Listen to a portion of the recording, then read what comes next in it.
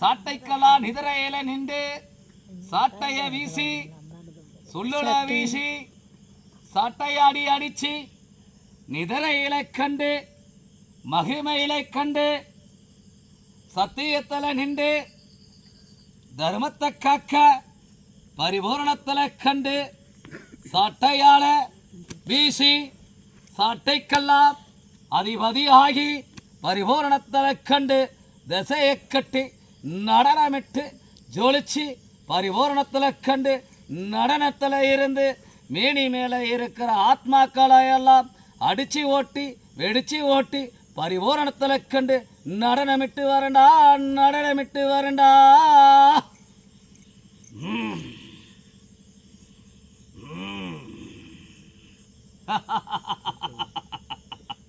அப்பா மனமெல்லாம் அதிருதாப்பா, உடம்பெல்லாம் நடுங்கி வருதாப்பா, உடம்பெல்லாம் குளிருதாப்பா. திசைக்குள்ள யார் இருக்கிறாங்கன்னு அறியுமாடா உனக்கு? அறியுமா? பரிபூரணம். எப்பா எப்பா 5 அமாவாசை நிரந்தரம் ஆகணும்.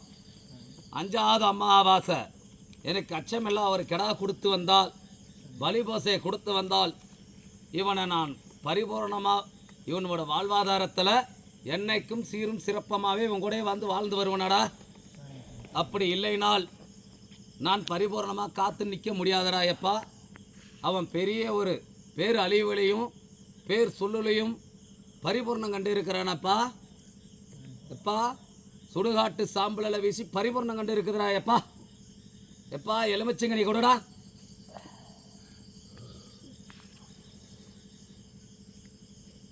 எப்பா அவன் இருக்கிற இடத்துல 4 திசையை கட்ட முடியாதப்பா, கனியை கொடுப்பா.